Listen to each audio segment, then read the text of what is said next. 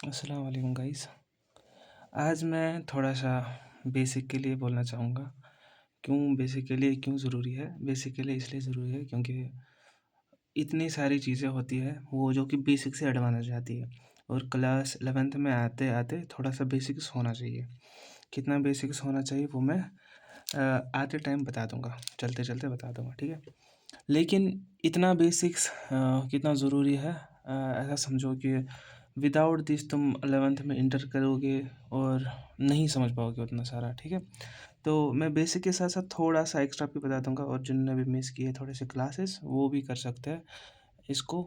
और इस वीडियो को हम ऑलमोस्ट 1 घंटे में कवर करेंगे, जितना हो सके जल्दी करेंगे एज़ वक़्त की भी कमी है सबके पास, ठीक है?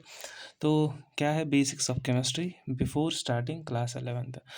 11th स्टार्ट करने से पहले तुम्हारे पास क्या-क्या बेसिक्स होने चाहिए इस बारे में हम बात करेंगे, ठीक है? तो पहले हम देखेंगे क्या चाहिए। What is matter? पहले हम बोलेंगे मैटर क्या है, ठीक है? अभी तक सुना होगा तुमने मैटर, 9th में सुना होगा, 10th में सुना होगा कि मैटर जो कोई भी ऐसी चीज़ जो मास होगा, जिसके पास मास होगा और स्पेस ऑक्यूपाई करे मतलब जगह ले, उसको हम बोलेंगे मैटर। क्या बोलेंगे? मैटर।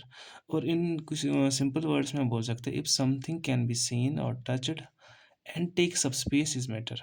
ओके, कोई चीज़ हम देख सकते हैं, टच कर सकते हैं और जो कुछ थोड़ी सी स्पेस ले उसको हम मैटर कह सकते हैं। एग्जाम्पल क्या क्या है? सॉलिड में देखो, बुक है, चेयर है, स्टोन है, ठीक है? बुक है, चेयर है, स्टोन है। लिक्विड में जैसे वाटर है, मिल्क है, ऑयल है। गैस में कौन कौन है? ऑक्सीजन है, कार्बन डाइऑक्साइड है। और ये तो हमें पता चला कि ये लोग क्या है? मैटर। और जो मैटर नहीं है वो क्या क्या है? लाइट मैटर नहीं है, हीट मैटर नहीं है, साउंड मैटर नहीं है, जो हमारे थॉट्स होते हैं वो मैटर नहीं है, ठीक है? They do not have mass and do not occupy space. ये वाली चीज़ें जो मैटर नहीं है, ना इनके पास मास होता है ना स्पेस ऑक्यूपाई करते हैं, ठीक है? ये वाली चीज़ को हम गोल करके रखेंगे, हाईलाइट करके रखेंगे। ओके, इसके बाद हम अगले पॉइंट पे आएंगे कि की पॉइंट्स क्या है। जो मैंने बोला कि मैटर, मैटर में क्या होता है? मैटर वो चीज़ होती है जो स्पेस ऑक्यूपाई करती है और जिसके पास मास होता है। मैटर बना होता है, अगर ये कोई चीज़ है, ठीक है? एक डब्बा बनाता हूँ मैं, इसमें कुछ पार्टिकल्स होंगे, ठीक है? इसमें कुछ पार्टिकल्स होंगे, मतलब कि मैटर बना है छोटे-छोटे पार्टिकल्स का, ठीक है? मैटर बना है छोटे-छोटे पार्टिकल्स का। कितने छोटे पार्टिकल्स? लाइक कि माइक्रोस्कोपिक पार्टिकल्स होते हैं, ठीक है? Microscopic particles. माइक्रोस्कोपिक का मतलब होता है कि ये इतने छोटे हैं, इनको माइक्रोस्कोप से देखना पड़ता है, ओके? इसके बाद क्या बोलता है कि matter is made up of tiny particles, जो कि यहाँ पर मैंने बता दिया कि कितने-कितने छोटे पार्टिकल्स होते हैं जिनसे मैटर बना होता है। दीज पार्टिकल्स है mass and space between them, ठीक है? इन पार्टिकल्स के पास मास भी होता है और स्पेस भी होती है इनके बीच में। मैटर एग्जिस्ट्स मैनली इन 3 स्टेटस, सॉलिड, लिक्विड और गैसेस।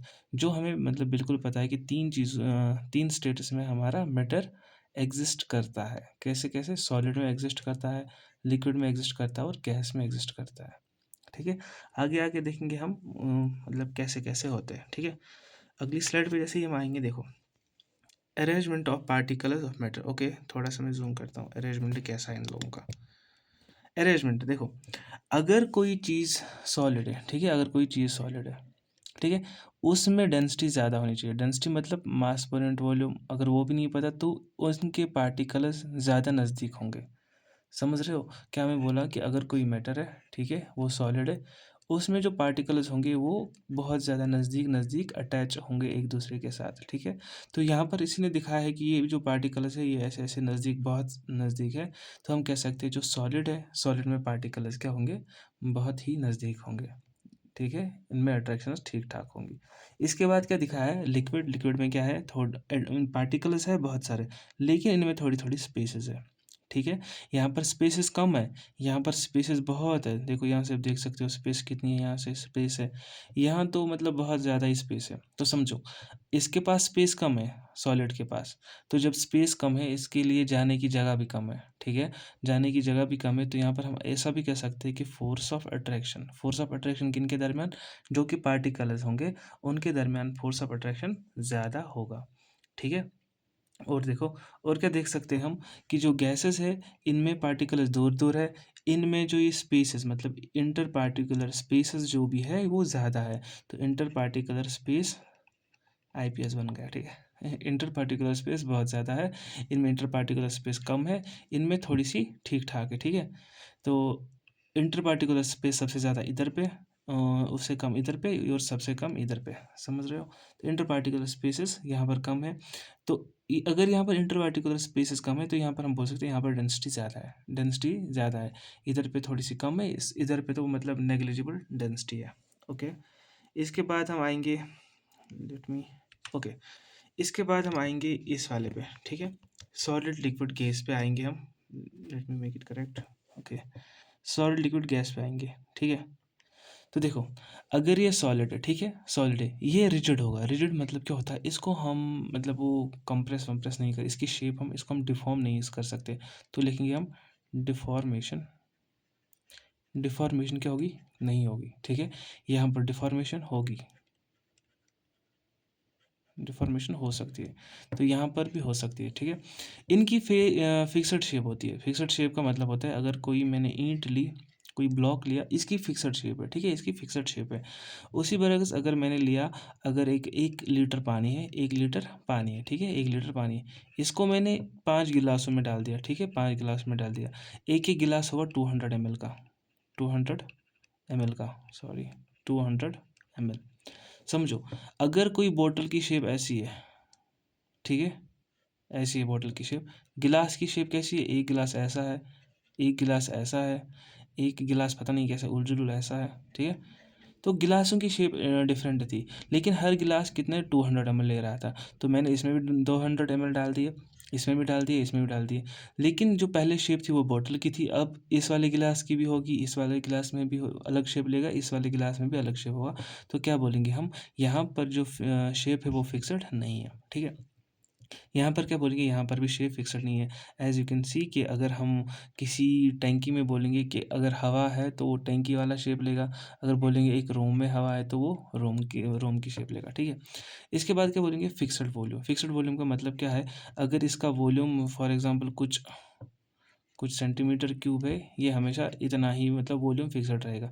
इसका वॉल्यूम भी फिक्सड रहेगा, क्यों रहेगा, क्योंकि यहाँ पर जो मैंने 1 लीटर वाला कंसेप्ट बोला, 1 लीटर में होते हैं 1000 ml, 1000 ml। जब मैंने 1 लीटर को 5 गिलासों में डाल दिया विथ 200 ml ईच, तो मतलब वो पहुँच गया उनमें, मतलब वो भी 1 लीटर है, तो ये भी 1 लीटर था, वो भी 1 लीटर था, तो हम कह सकते हैं वॉल्यूम भी फिक्सड है। इसका वॉल्यूम फिक्सड नहीं है, ये मैं कैसे बताऊँगा। अगर हम एक बड़ा सा रोम लेंगे जिसका ऐसे 10x5 होगा, ठीक है, कोई एक रोम लेंगे 10x5, जिसकी लेंथ ब्रेड्थ होगी, हाइट छोड़ो, हाइट हम 10 10 फीट ही रख देंगे, ठीक है। दूसरा हमने रूम लिया ऐसे, ये 30 होगा, ये यहाँ से 5 होगा, यहाँ से भी 10 होगा, ठीक है। तो यहाँ पर हम देख सकते हैं हमने इसकी लेंथ बढ़ा दी, ठीक है। लेंथ बढ़ाने से हमारा वॉल्यूम बढ़ जाएगा, ठीक है, वॉल्यूम बढ़ जाएगा। लेकिन ये जो गैस है ये इस वॉल्यूम में भी जाएगा, ठीक है, ये वाली शेप भी लेगा। अगर हम ऐसी शेप भी करेंगे ये वाली शेप भी लेगा, ठीक है, ये वाला वॉल्यूम भी लेगा, समझ रहे हो। तो जितना वॉल्यूम हम बढ़ाएंगे गैस उस वाले वॉल्यूम में फैल जाएगा। कहाँ जाएगा ये ऐसे ही घूमता रहेगा, पूरे जो भी रूम है उसमें घूमेगा, ठीक है। यहाँ पर मैं फिर से बोल रहा हूँ, डेंसिटी हाई है, यहाँ पर एवरेज डेंसिटी है, यहाँ पर लोएस्ट डेंसिटी है या लो डेंसिटी है, ठीक है। Closely tight and organized particle, जो मैंने पिछली स्लाइड में बोला कि जो यहाँ पर देखो, इसके पार्टिकल्स क्या है, क्लोजली है, क्लोज है, और क्या है, मतलब एक अच्छे खासे अरेंजमेंट में, ठीक है।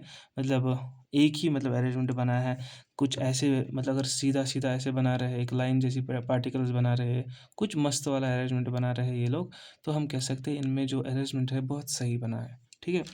और टाइटली है तो इसकी डेंसिटी ऑब्वियसली अच्छी खासी हो जाएगी। तो यहाँ पर क्या देखेंगे, यहाँ पर closely tight but not disorganised particle, ठीक है। तो ये क्या है, थोड़े से टाइट है बट उतने भी नहीं है, मतलब जो पिछली वाली स्लाइड में हमने देखा था। यहाँ पर तो ये फार अपार्ट होते हैं और मतलब बहुत ही डिसऑर्गेनाइज्ड वे में रहते हैं। देखो कैसे, यहाँ पर देखो इन पार्टिकल्स को एक इधर एक इधर एक इधर एक इधर, तो मतलब इनमें कुछ ऑर्गेनाइजेशन नहीं है, इनमें तो मतलब हम बात ही नहीं करेंगे, कितने अजीब अजीब तरह से बैठे हैं लोग, तो ये भी अजीब है। अगली स्लाइड, पार्टिकल्स ऑफ मैटर। जो मैटर में जो पार्टिकल्स होते हैं, मैंने क्या बोला, वो छोटे छोटे होते हैं। Matter is made up of tiny particles called as particles of matter, ठीक है। These particles are too small to be seen with the naked eye. हम इनको आँखों से भी नहीं देख सकते हैं, ठीक है, आँखों से भी इनमें देखना मुश्किल होता है, इनमें नहीं, इनको देखना मुश्किल होता है। अब देखेंगे हम एटम्स। देखो मैंने क्या बोला, जो मैटर होता है उनमें पार्टिकल्स होते हैं, उन पार्टिकल में जो सबसे पार्टिकल छोटा पार्टिकल होता है उसको हम एटम कहते हैं।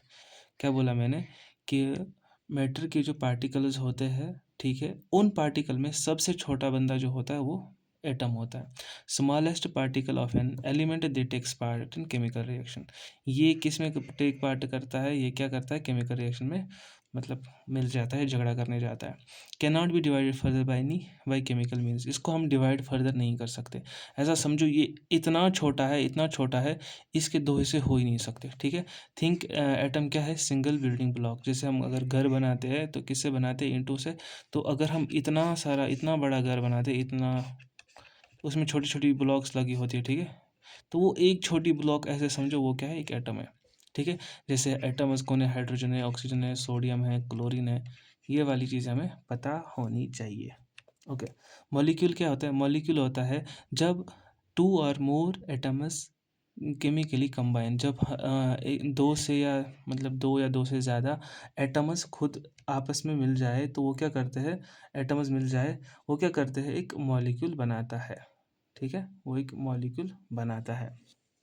Wait. ओके।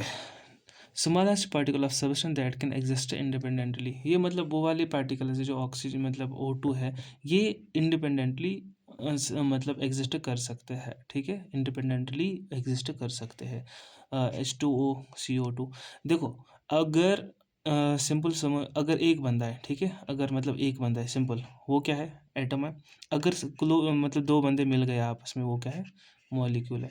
अब कैसे मिले, क्या मिले, इसके बारे में आगे हम फर्दर करेंगे बात, लेकिन देखो कैसे कैसे मिलते हैं। एलिमेंट और कंपाउंड देखो, pure substance made of only one kind of atom. देखो अगर एक ही तरह का एटम है, एक ही तरह का एटम है, जो एक ही मतलब पार्टिकल से बने हैं, एक ही एटम से बने हैं।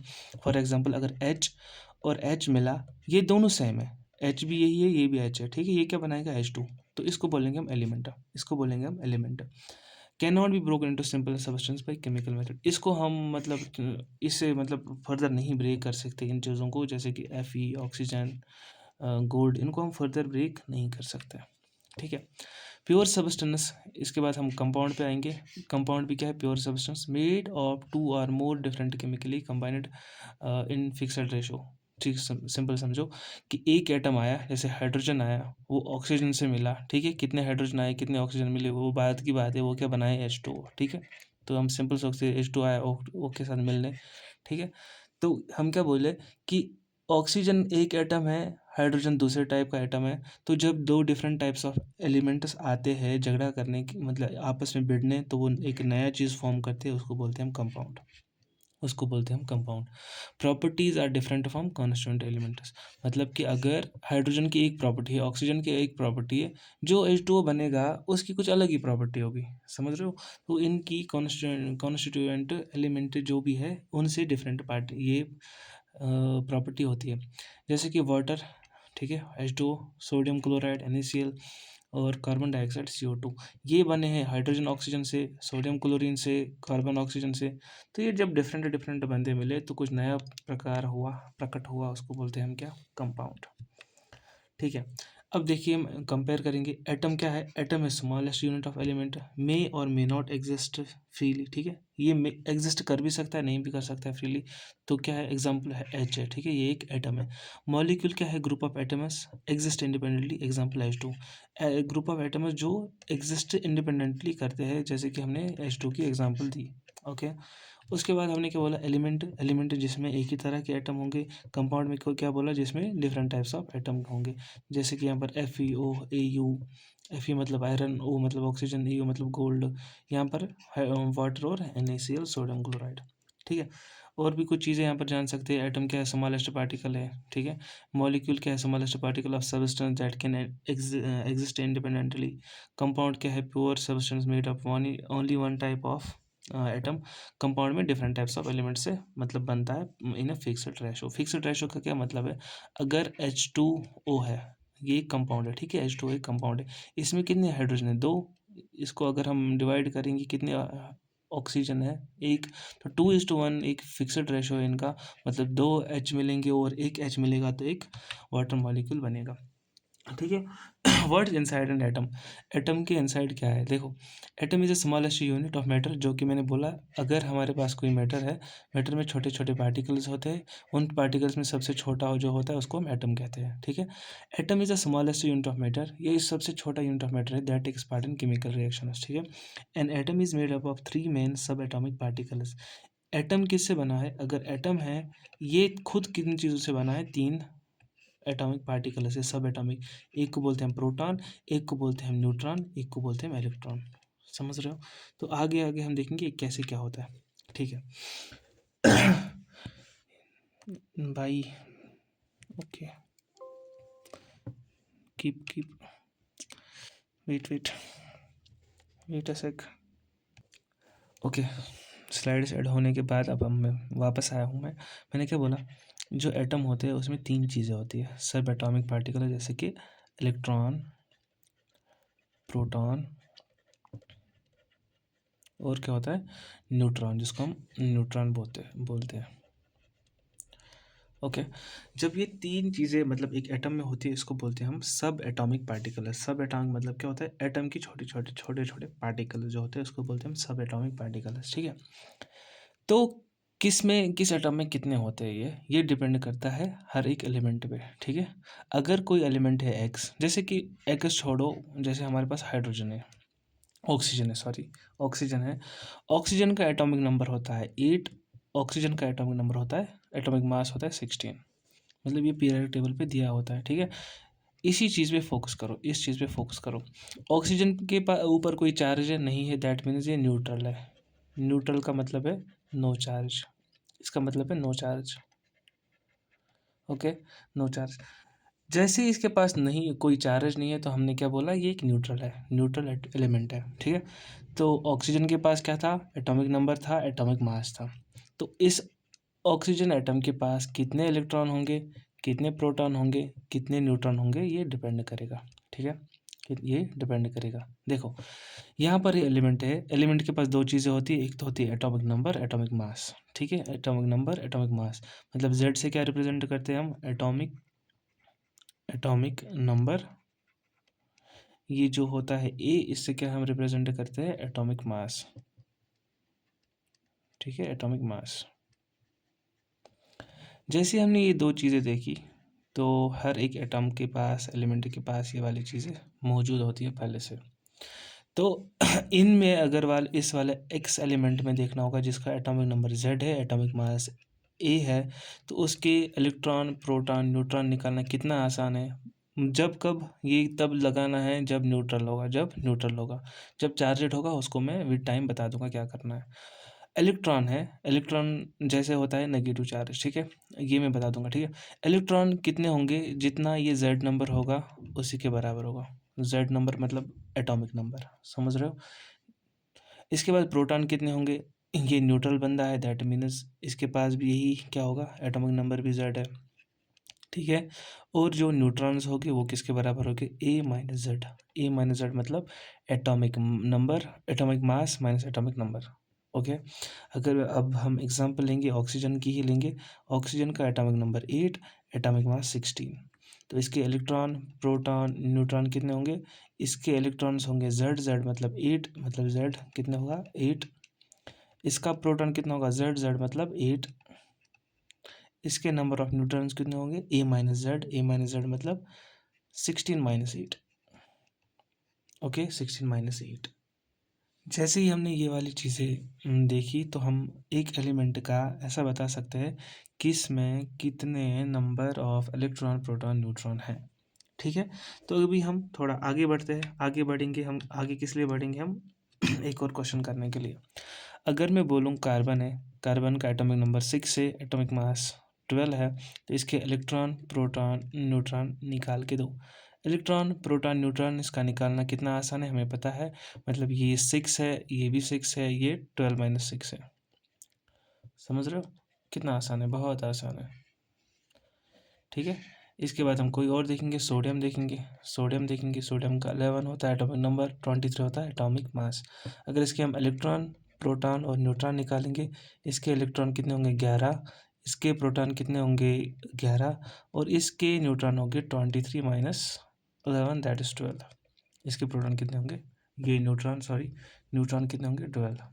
ठीक है, ये थे हमारे जो न्यूट्रल स्पीशीज। अब हमने बोला कि अगर एक एटम है ठीक है, एटम है, उसमें क्या होता है, उसमें होते हैं एक तो इलेक्ट्रॉन्स होते हैं, प्रोटॉन्स होते हैं, न्यूट्रॉन्स होते हैं।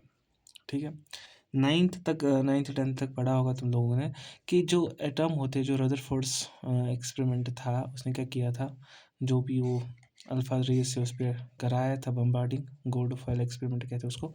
तो उसने देखा था यहाँ पर एक पॉजिटिव चार्ज है, डेंस पॉजिटिव चार्ज है, और यहाँ पर उसने वो नहीं बोला था कि इलेक्ट्रॉन्स कैसे, लेकिन हम बता देंगे। ठीक है, तो अगर कोई एटम है, उसके बीच में एक पॉजिटिवली चार्जेड एक चीज़ होता है, उसको बोलते हैं न्यूक्लियस। क्या बोलते हैं, न्यूक्लियस।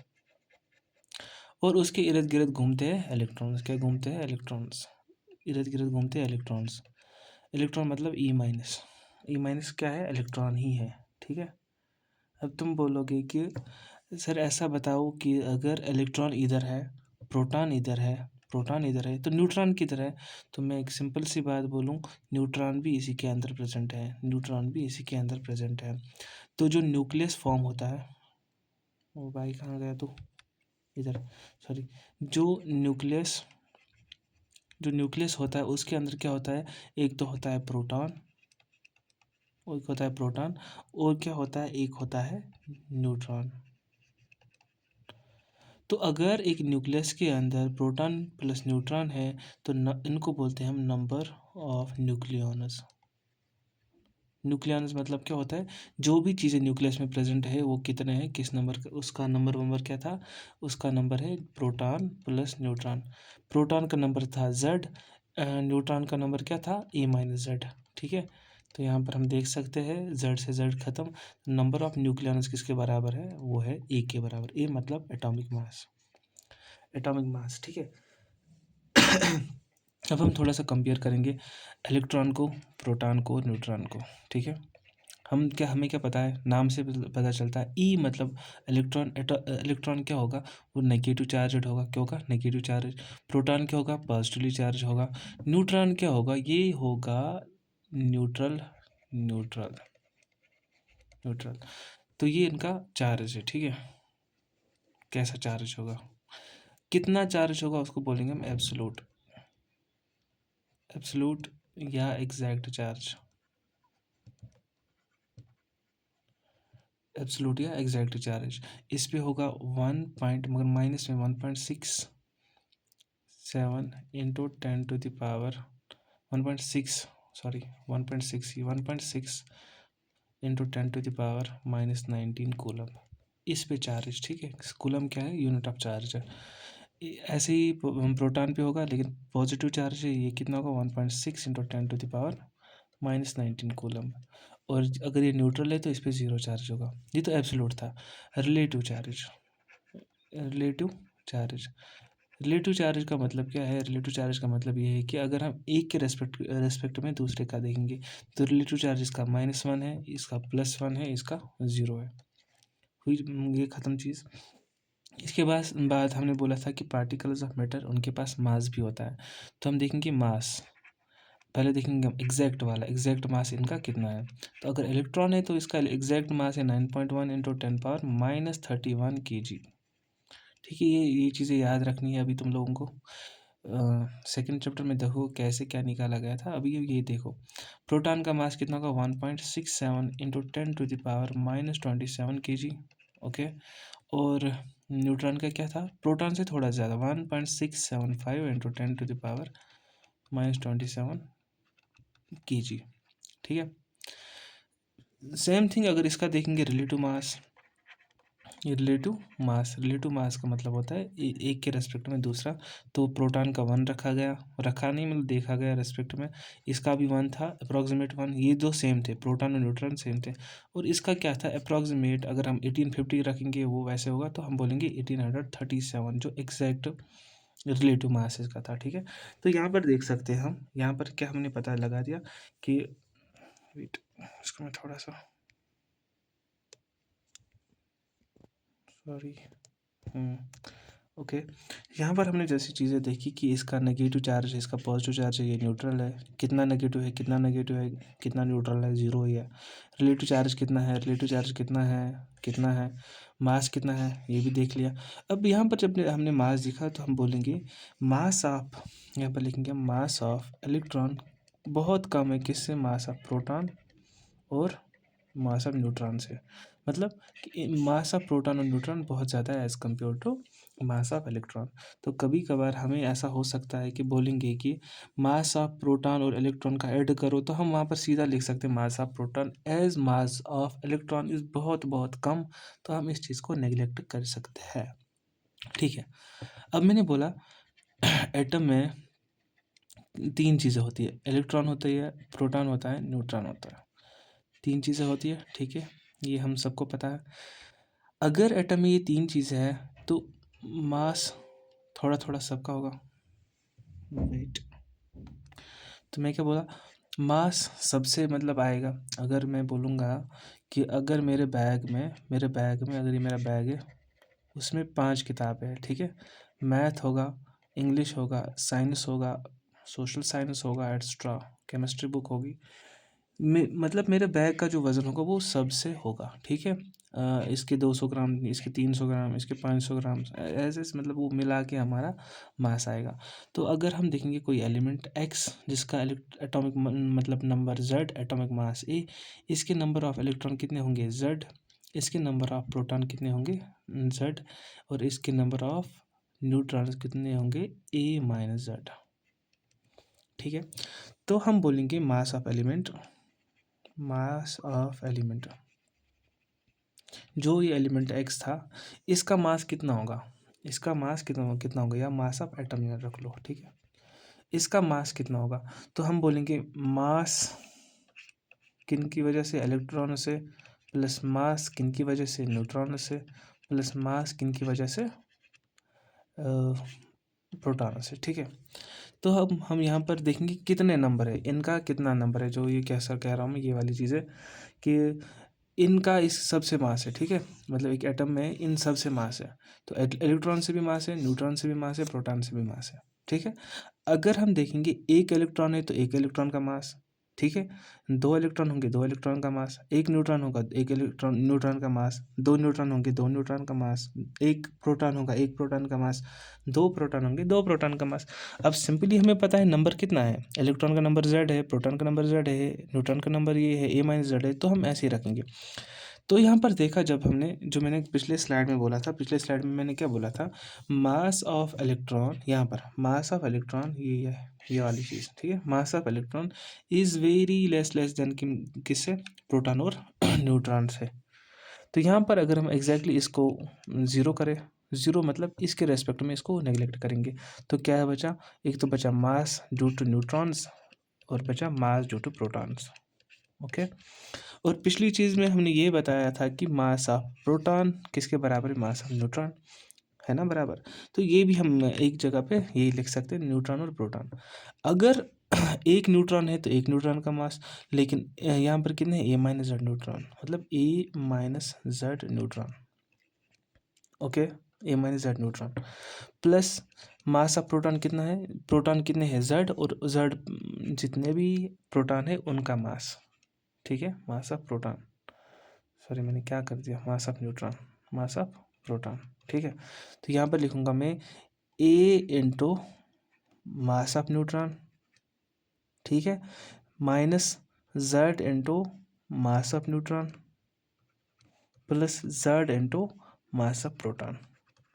ठीक है, Z into mass of proton. और मैंने क्या बोला था, mass of proton is equal to mass of neutron.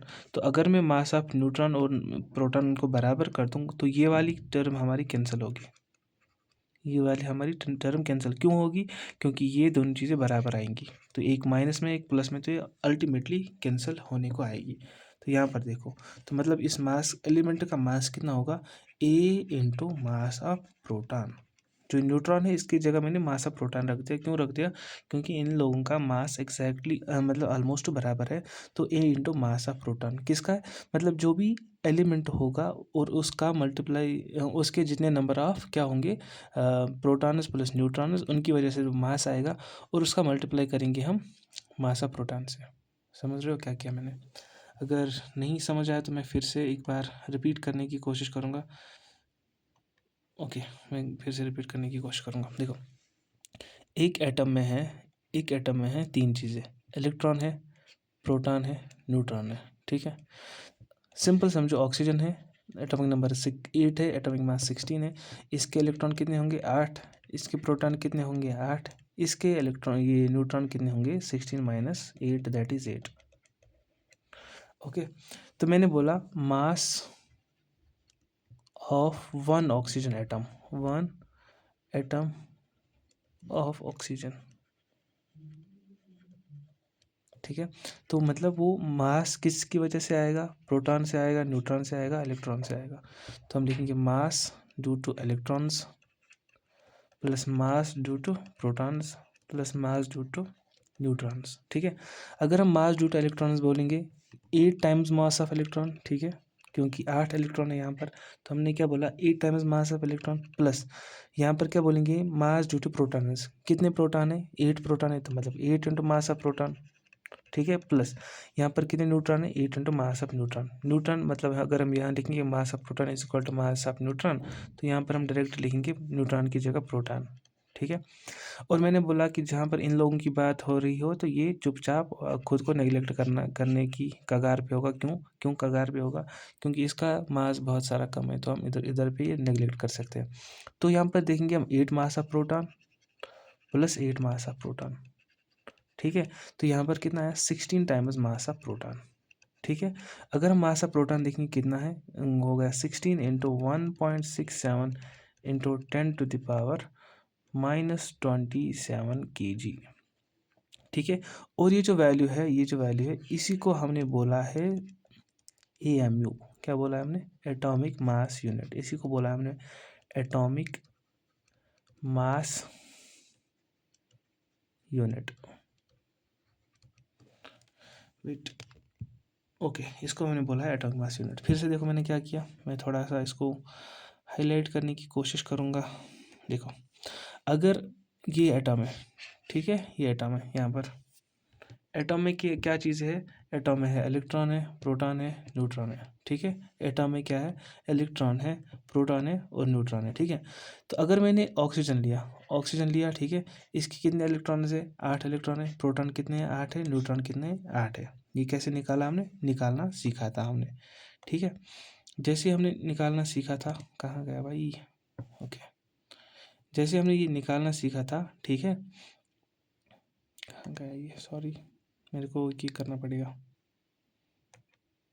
ठीक है, जैसे हमने इलेक्ट्रॉन प्रोटॉन निकालने सीखे थे, न्यूट्रॉन निकालने सीखे थे, फिर मैंने बोला कि एक एटम में जो तीनों चीज़ें हैं, इन तीनों से मास होगा। ठीक है, इन तीनों से इसका वजन होगा।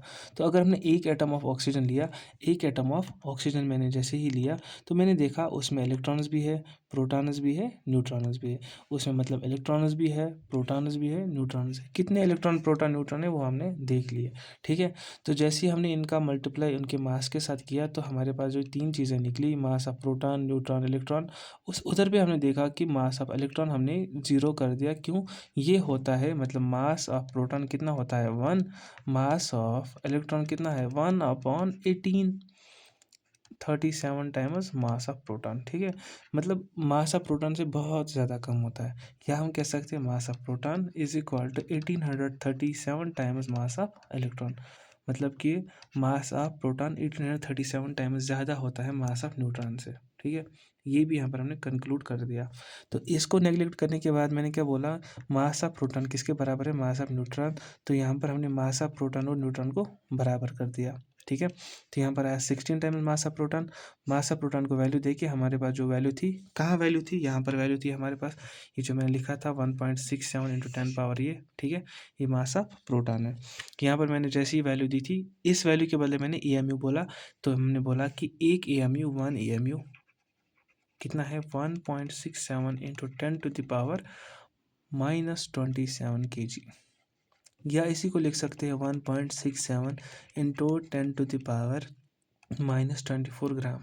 ठीक है, ये वाली चीज़ें हम यहाँ पे हम बता सकते हैं आराम से।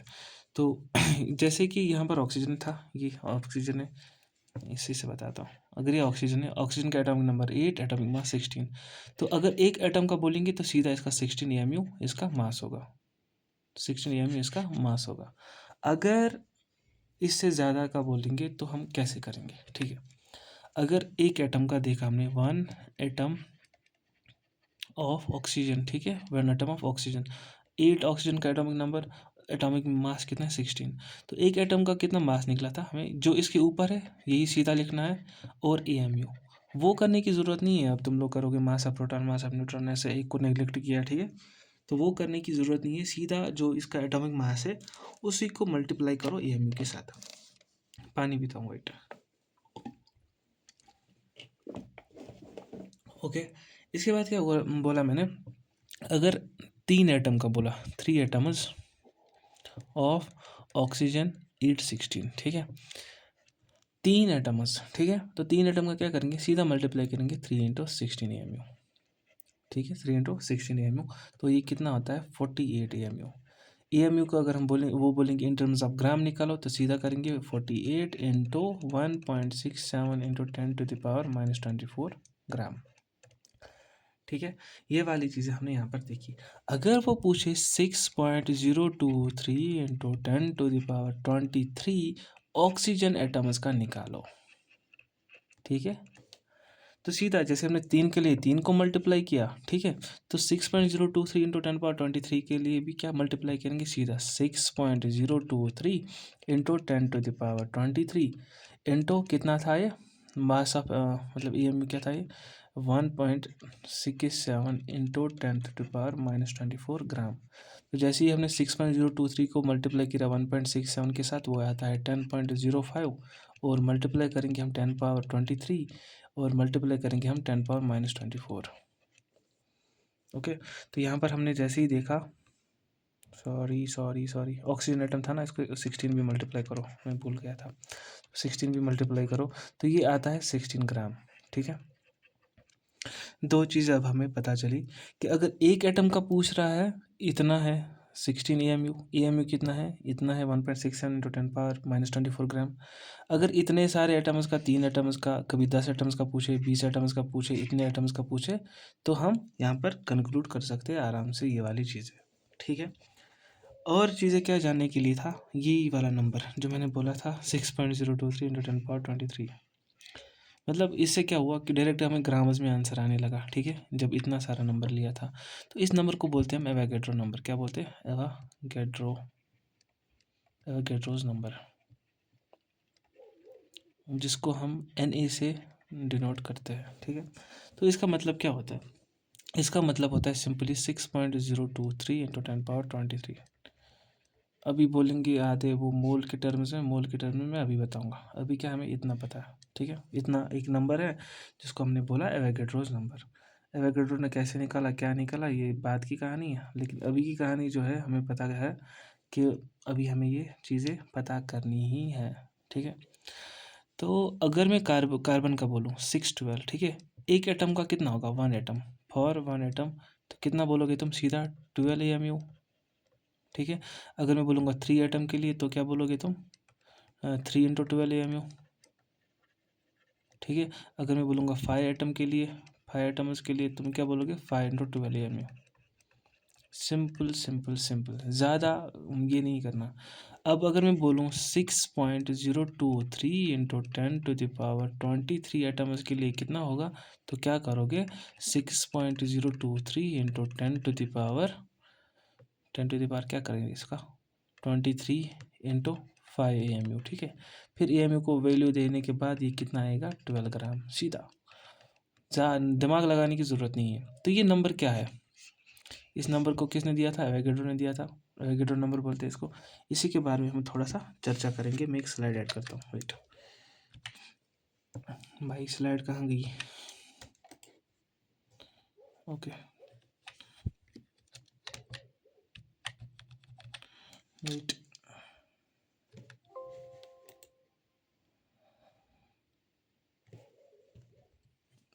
ठीक है, इतना हमें पता चल चुका है अभी 12 ग्राम वगैरह। तो इसके बाद मैंने जब स्लाइड्स ऐड करी, पहले नहीं हुई अब हुई, ठीक है।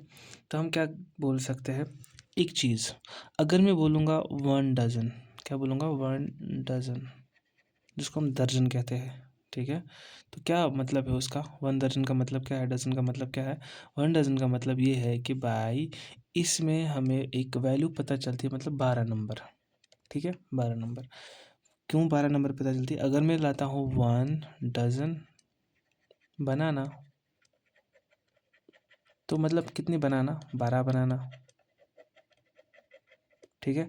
अगर मैं बनाना की बात ना करके कुछ और की बात करूँगा, 1 डज़न पेयर ऑफ शूज़, तो कितने पेयर ऑफ शूज़ मैंने लाए, 12 पेयर ऑफ शूज़, ठीक है। अगर मैं बोलूँगा 1 क्विंटल,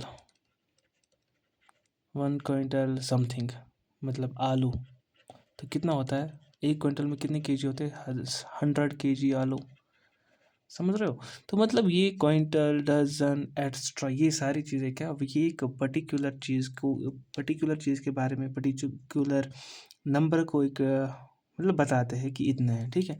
सेम टाइप में एक 1 मोल है, 1 मोल, ये 1 मोल इतना अनमोल है, इसने पूरी केमिस्ट्री खा रखी है। तो तुम लोगों को भी मतलब ध्यान देना है 1 मोल क्या होता है। जैसे मैंने बोला 1 डज़न में 12 बनाना है, मैं बोलूँगा 1 मोल में कितना है, 1 मोल में होंगे 6.023 इंटू 10⁻23। अगर मैं 1 मोल बनाना की बात कर रहा हूँ, तो कितने होंगे, इतने बनाना जितने बनाना दुनिया ने नहीं देखे होंगे, बहुत सारे बनाना है, ठीक है। अगर मैं बोलूँगा 1 मोल रुपीज़ को मैं ऐसे बनाऊँगा, ठीक है। तो 1 मोल रुपीज़ कितने होंगे, 6.023 इंटू 10⁻23 रुपीज़, ठीक है। ये इतने सारे, मतलब इतने सारे नंबर, खतरनाक चीज़ है, ठीक है। देखा गया कि ये वाला नंबर जब मास ऑफ प्रोटॉन के साथ मल्टीप्लाई होता था, तो सीधा ग्रामज में आंसर आने लगा, ठीक है। मुझे लगा कि ऐसा है, ठीक है। तुम लोग को जैसे सोचना है, जहाँ ऐसे सोचा था हमने कि एक एटम का मास 12 mu, 5 एटम का मास इतना, इतने सारे एटम का सीधा फिर ग्राम में आंसर आने लगा, ठीक है, ग्राम में आंसर आने लगा। देखो, अगर मैं बोलूँ कि ऑक्सीजन है, ठीक है, एटॉमिक नंबर 8, एटॉमिक मास 16, इसके इलेक्ट्रॉन कितने हैं, इलेक्ट्रॉन है 8, प्रोटॉन कितने हैं, प्रोटॉन है 8, न्यूट्रॉन कितना है, 16 - 8, दैट इज 8, ठीक है। तो जो ये एटॉमिक नंबर है ए, जिसको हम ए से बोल रहे थे, ठीक है। अगर हमने बोला, भाई कहाँ जाता है तू, तो अगर मैं बात करूँगा 1 एटम ऑफ ऑक्सीजन की, तो सिंपल क्या बोलोगे तुम, 16 mu, ठीक है।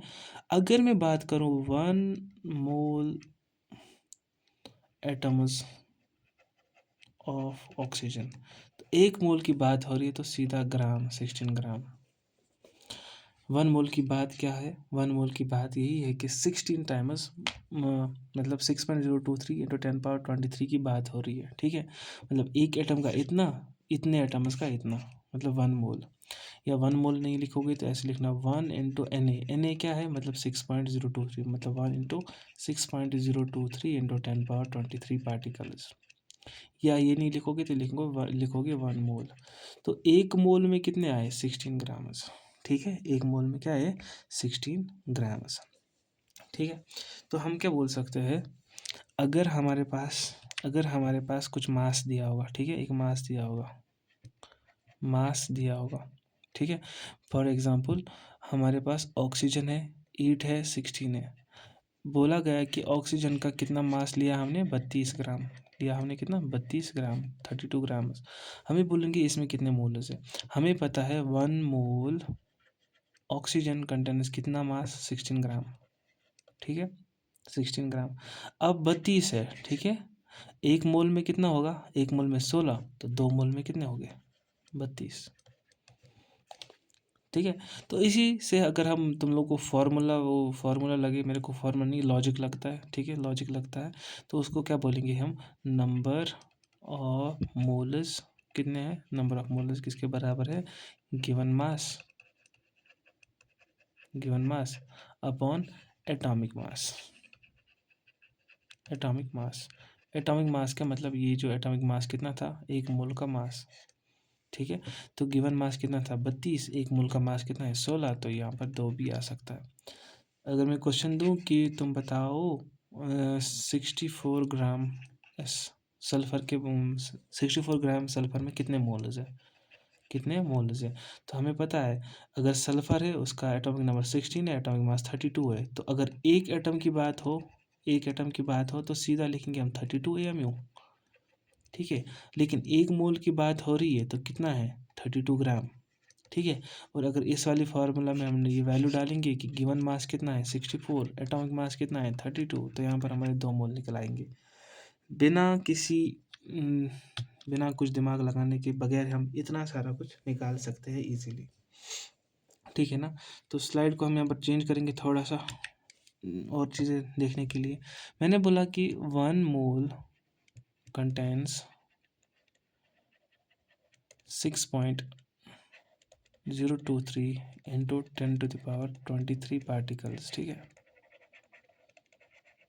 ठीक है। अगर मैं 2 मोल की बात करूं, कितने होंगे 2 मोल कंटेनर्स, 2 टाइम्स 6.023 इंटू 10⁻23 पार्टिकल्स, ठीक है। अगर मैं 3 मोल की बात करूं, 3 मोल कंटेनर्स 3 इंटू 6.023 इंटू 10⁻23 पार्टिकल्स, ठीक है। मतलब जितने नंबर ऑफ मोल्स बढ़ जाएंगे उतने नंबर ऑफ पार्टिकल्स बढ़ेंगे। अब सर बोलोगे सर पार्टिकल्स क्या है, पार्टिकल वही है भाई, अगर ऑक्सीजन के एटम्स की बात हो रही है तो वही पार्टिकल है, अगर मॉलिक्यूल की बात कर रहे हैं तो वही सारे पार्टिकल्स बन जाएंगे, ठीक है। तो ये सारी चीज़ें हमें पता होनी चाहिए। अब मैंने थोड़ा सा एडवांस क्यों, मतलब एडवांस नहीं कह सकते इसको, मतलब वो दिमाग लगाने के लिए बोला था, ठीक है। अगर मैं बोलूँगा एक्स मोल में कितने होंगे, एक्स मोल में कितने पार्टिकल्स होंगे, तो हम बोलेंगे एक्स इंटू 6.023 इंटू 10⁻23 पार्टिकल्स, ठीक है, ठीक है, एक्स पार्टिकल्स, ठीक है। या बोलेंगे हम X into N particles, okay, ठीक है ना। ये वाली चीज़ें हमें पता चली। ये सारा कुछ करने के बाद भी एक और फार्मूला आता है, फार्मूला क्या होता है, नंबर ऑफ मोल्स किसके बराबर होते हैं, given particles, given particles, particles का देंगे मतलब number of particles upon Avogadro number, Avogadro number, Avogadro number क्या है, जिसको हमने एन बोला, जिसको हमने 6.023 इंटू 10⁻23 बोला था, ठीक है। तो हमने यहाँ पर थोड़ी सी 2 चीज़ें देखी, क्या क्या चीज़ें देखी हमने। एक तो देखा हमने कि मोल्स नंबर ऑफ मोल्स की 2 चीज़ें आई थी हमें, कौन कौन सी चीज़ें आई थी, एक तो आया था गिवन मास, गिवन मास अपान क्या था, अपान क्या था हमारा जो एटॉमिक मास, ठीक है, एटॉमिक मास।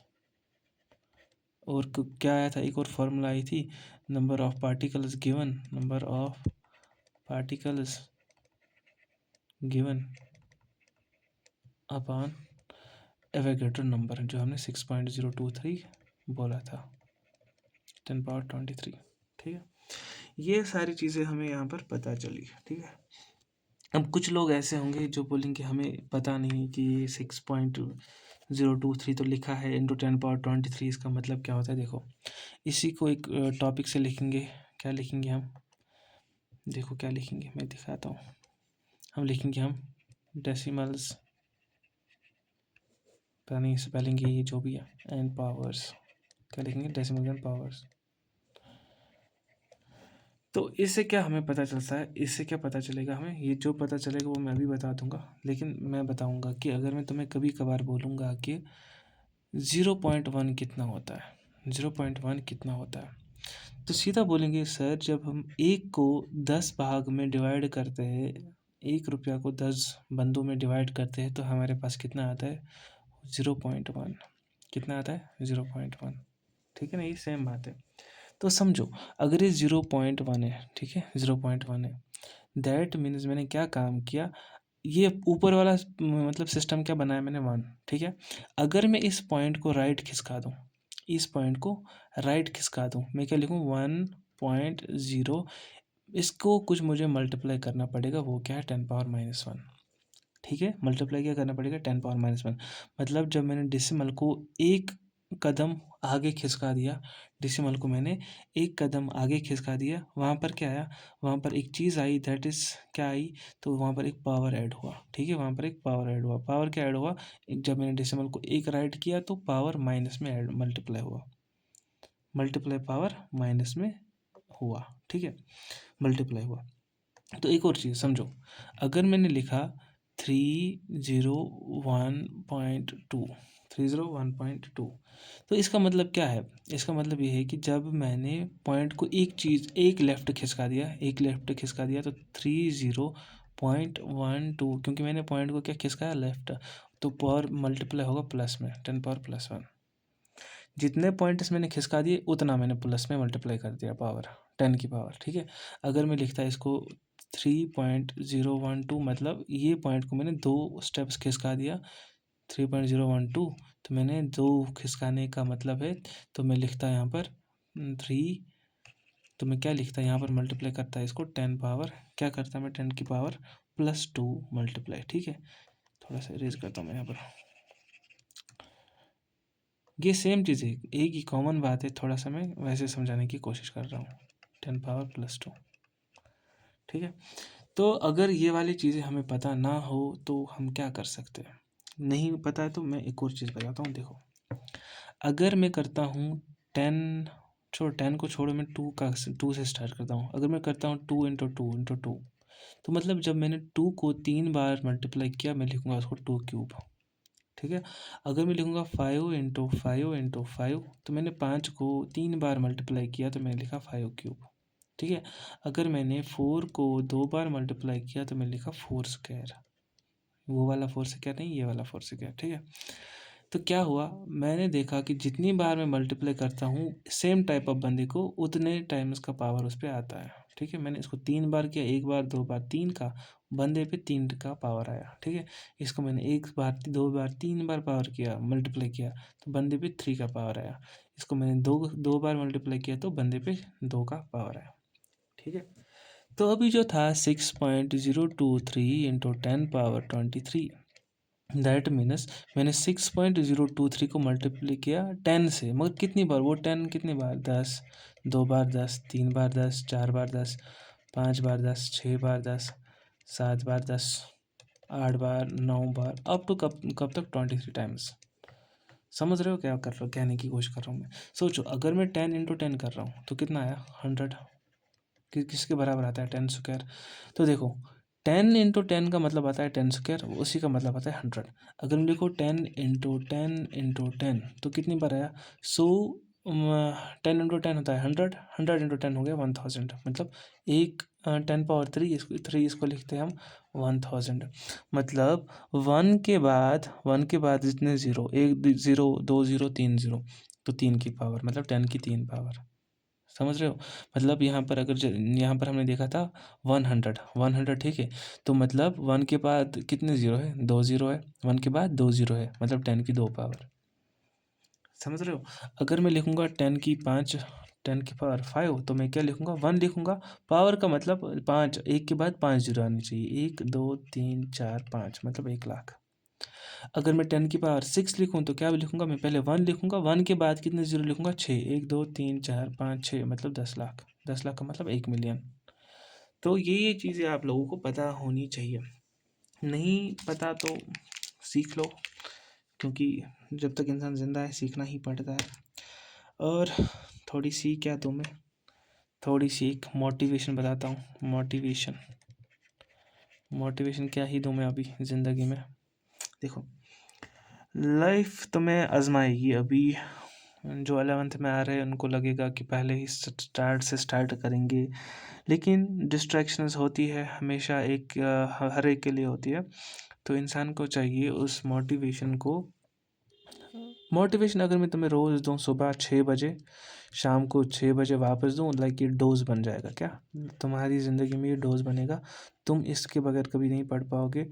तो मोटिवेशन ऐसी लो। देखो, मोटिवेशन क्या होनी चाहिए, अगर तुम लोगों को लगता है कि तुम्हारे घर में इतने पैसे हैं, कितने पैसे हैं जिससे तुम अपनी ज़िंदगी गुजार सकते हो, माँ बाप अपनी ज़िंदगी खुशहाली से गुजार सकते हैं, तो मत पढ़ो, ठीक है। अगर तुम्हें लगता है कि घर में सच में नीड है तो पढ़ो, मतलब इतना पढ़ो, पागलों की तरह पढ़ो, लेकिन पढ़ना है। दूसरी बात, जो ये मोटिवेशन लेना इधर से होता है वो सिंपली एक टेम्परेरी चीज़ होती है। तो I don't believe in temporary things. चीज़ें परमानेंट तब होती है जब इंसान के अंदर से एक आवाज़ आती है। अंदर से आवाज़ आने का मतलब वो चीज़ें दिल से होती है। दिल से होने का मतलब क्या होता है, तो वो तो तुम लोग जानते ही होंगे, ठीक है। और हमेशा हमेशा के लिए याद चीज़ याद रखो, जब तुम मतलब एक कामयाबी की पहली सीढ़ी पे चढ़ोगे, ठीक है, ये लाइफ है, ठीक है। अगर किसी का नीट जर्नी होगी वो सीढ़ी पहली होगी, ठीक है। उसके बाद एक और चीज़ है, एक और चीज़ है, एक और चीज़ है। लेकिन ये वाली सीढ़ी जो है, ये वाली सीढ़ी ये थोड़ी सी लंबी होती है। लंबी मतलब इसकी हाइट ठीक ठाक होती है। तो इस पे चढ़ जाओ एक बार, ये वाली चीज़ें आसान लगेगी। तो अगर पहले ही इस पे नहीं चढ़ पा रहे तो दैट मीन्स तुम समझो कि लाइफ कितनी टफ होती है, ठीक है, आगे बहुत टफ होने वाली है। तो जब ये वाली चीज़ आएगी, ठीक है, ये वाली चीज़ आएगी, नीट नीट हाथ में आएगा, मेडिकल कॉलेज हाथ में आएगा, उसके बाद देखो कितने मज़े हैं ज़िंदगी में। मज़े नहीं है लेकिन एटलीस्ट स्टेबिलिटी है कि हाँ ये वाला कर लिया, आगे भी कर लेंगे। अगर तुम लोगों को पहले से ही लगता है कि नहीं, मैं मतलब वैसे वैसे सोचोगे तो चीज़ें डिफ़िकल्ट होती जाएंगी। लेकिन मैं एक बात बताऊंगा, कंसिस्टेंसी। कंसिस्टेंसी का मतलब पता ही होगा कि हर दिन 3 घंटे पढ़ने से बेहतर है, नहीं सॉरी, 1 दिन 12 घंटे से पढ़ना, फिर 2-3 दिन ब्रेक, फिर 12 घंटे पढ़ना, वो गलत है। एज़ कम्पेयर टू 3 घंटे रोज़ रोज़ पढ़ना, ठीक है। रोज़ रोज़ 3 घंटे घंटे पढ़ोगे, दैट मीन्स कंसिस्टेंसी बिल्ड हो जाएगी। और अल्लाह ताला भी फिर देखते हैं कि किसने कितना काम किया, और उसी हिसाब से जज़ा मिलता है, उसी हिसाब से आगे चीज़ें मिलती है। तो आप लोगों को बेहतर पता होगा, तो मिलते हैं अगली वीडियो में। अभी के लिए जो चीज़ें, ये वाली चीज़ें हैं, इसको मैं अगली वीडियो में थोड़ा सा इलॉबरेट करूँगा। अभी तुम लोग इतना सा देखो। Thank you so much. अभी के लिए मैंने बोला था 1 घंटे में ये मैं निपटा दूँगा, और निपटा भी दिया, तो उससे कम में ही निपटा दिया। तो आगे और वीडियोज़ आएंगी, देखते रहिए। और अगर मेरे चैनल पे फर्स्ट टाइम हो तो हिट द सब्सक्राइब बटन, और उसके बाद वो जो घंटा होता है वो भी दबा दो। दबाना नहीं मतलब बजाना, उससे वो नोटिफिकेशन वगैरह आती है। तो मिलते हैं, till then take care, good bye.